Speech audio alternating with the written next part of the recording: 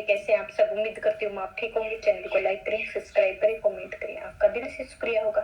राधा स्वामी जी, जी राधा स्वामी जी, जी राधा स्वामी जी। कहे रे मन चित वही उदमुजा आहिरी हरी, जीव परिया सेल पत्थर मही जिंत उपाय ता का रिज को आगे करे धरिया। अर्थात हे मनुष्य, तू क्यों अपने गुजारे या रजत के लिए उद्यम करने की चिंता या सोच विचार में लगा हुआ है, जबकि स्वयं हरि तेरे रजत का इंतजाम कर रहा है। देख, उस प्रभु ने शिलाओं और पत्थरों के बीच जीव पैदा किए और उनको वही खुराक दे रहा है। तब हम रोज उस कर्ता से संसार की तुच्छ चीजें मांग मांग कर उसके प्रति अविश्वास तब हम रोज उस कर्ता के संसार की तुच्छ चीजें मांग मांग करके उसके प्रति अविश्वास क्यों प्रकट कर रहे हैं? अगर आपको आपका नौकर आपके घर में मन ना लगाकर मेहनत, लगन तथा धीरज के साथ काम करता है तो आप सदा उसको इनाम देने के लिए उत्सुक रहते हैं। लेकिन अगर वह हमेशा कुछ न कुछ मांगता ही रहे तो आप उससे छुटकारा पाना चाहेंगे। इसी तरह अगर हम अपना कर्तव्य करते हुए उस मालिक को प्यार करते रहेंगे तो वह प्रभु हमें और भी देने के लिए तैयार रहेगा। जब हम अपना काम तो करते नहीं पर हमेशा मांगते ही रहते हैं, परमात्मा भी हमसे छुटकारा पाने के लिए फिर से हमें इस संसार में भेज देता है। इसीलिए सब संत महात्मा मालिक के हुक्म में रहने की प्रेरणा देते हैं। किसी ने ईसा मसीह से कहा, आपकी माँ आपके पीछे खड़ी है और शायद आपसे कुछ कहना चाहती है। तो संत उपदेश देने का कोई ना कोई अवसर ढूंढ लेते हैं। हजरत ईसा ने कहा, कौन मेरा पिता है, कौन मेरी माता है और कौन मेरा भाई है? मेरा कोई पिता, माता या भाई नहीं है। जो मेरे परम पिता की मौज में रहते हैं वे सब मेरे भाई हैं, मेरी माँ है, मेरी बहनें हैं, वो ही मेरे सच्चे रिश्तेदार हैं। आपका भाव है कि जो मेरे पिता की उसके साथ मेरा संबंध हमेशा का है, क्योंकि उसके लिए एक ही झुंड और एक ही चारावाह होगा। वे एक दूसरे से कभी अलग नहीं होंगे। गुरु अमरदास जी कहते हैं कि मेरा असली शिष्य, मित्र और भाई संबंधी वही है जो सतगुरु के बहाने या मौज में रहता है। बहाने में चलने वाला व्यक्ति परमात्मा से मिलाप प्राप्त कर लेता है, जबकि अपने ही बहाने या मन की मर्जी से चलने वाला प्रभु से बिछड़ा रहता है तथा इस रचना में भटकता हुआ दुख सहता रहता है। सुख सखा बंधु है, भाई जी गुरु के बहाने विच आवे।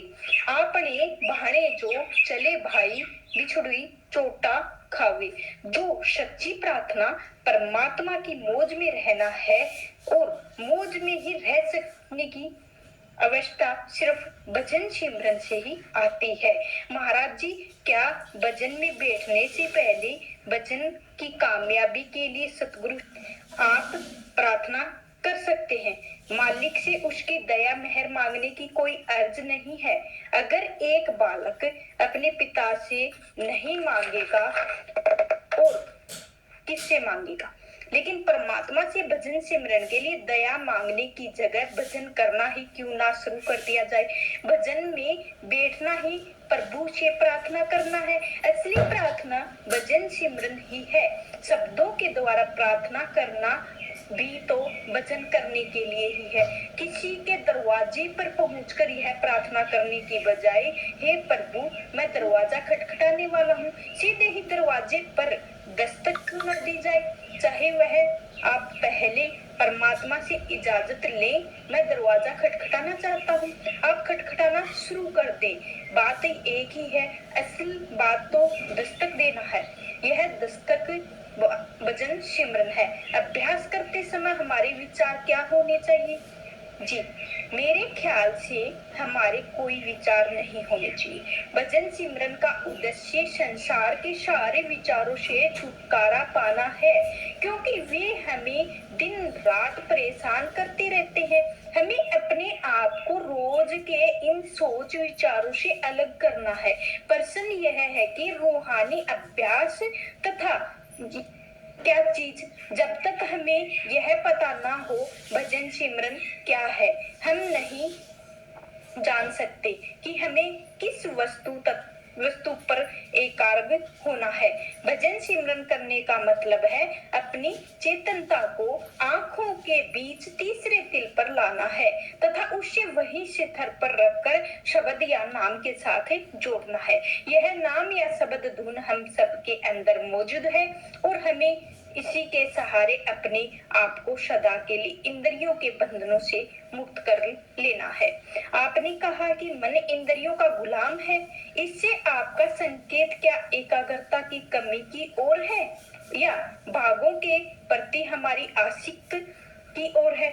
जी, आप पूछना चाहते हैं कि मन किस प्रकार इंद्रियों का गुलाम है। इंद्रियां मन को खींचकर अपनी सतह पर ले जाती हैं और इंद्रियों के भोग मन को अपने स्तर पर ले आते हैं। इन इंद्रियों का दास बना रहता है। मन और आत्मा की बैठक दोनों आंखों के बीच में है और मन का रुख या रुझाव नीचे इंद्रियों की ओर रहता है। वह सुख और खुशी के लिए इंद्रियों के पीछे भागता है और इंद्रियों के भोग मन को नीचे अपनी ओर खींचकर उसे अपना दास बना लेता है।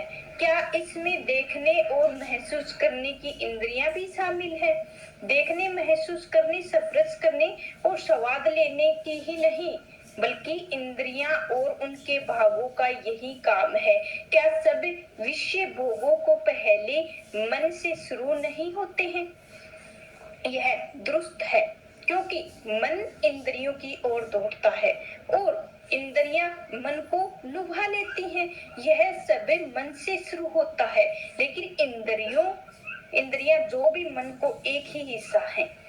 क्या भजन सिमरन के द्वारा हम इनको सबको हटाकर काट देते हैं? जी, भजन सिमरन के द्वारा हम अपने ध्यान को यहाँ आंखों के बीच में ठहराने की कोशिश करते हैं ताकि यह नीचे की इंद्रियों की ओर न जाए।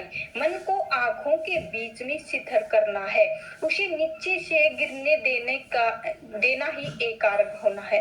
मन को आंखों के बीच में शिथिल करने का उद्देश्य है उसे अंदर अनहद शब्द के साथ जोड़ना, ताकि उस शब्द के सहारे मन वापस अपने घर पहुंच जाए।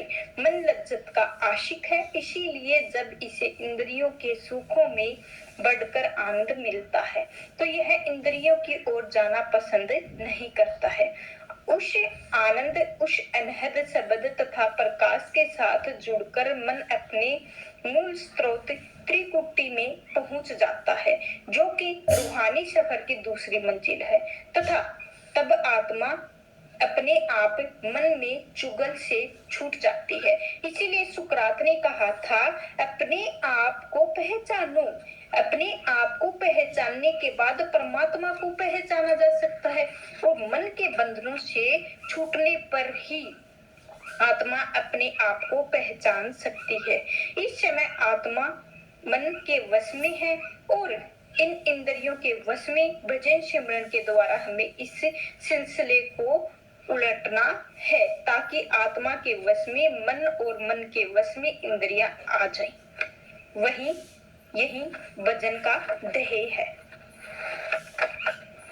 महाराज जी, मैं समझता हूँ कि निरत आत्मा की देखन की शक्ति क्या मन की भी निरत होती है। मैं आपको पहले अपनी आत्मा को और फिर परमात्मा को पहचानने के साथ जोड़ना चाहता हूँ।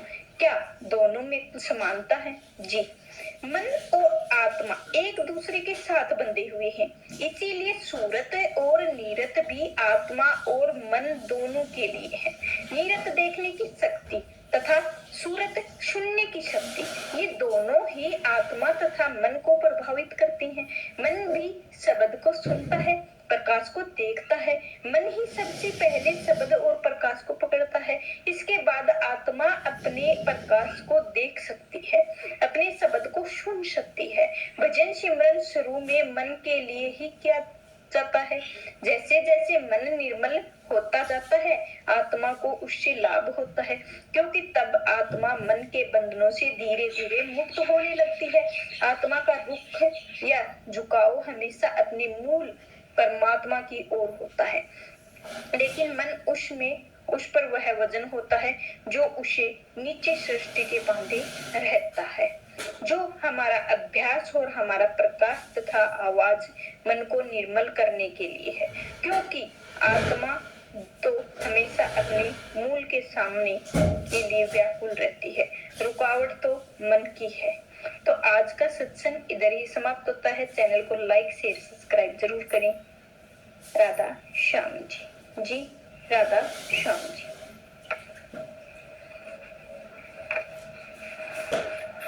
अगर आपको सत्संग अच्छा लगा हो तो कमेंट में राधा स्वामी जरूर लिखें। जी राधा स्वामी जी, जी राधा स्वामी जी।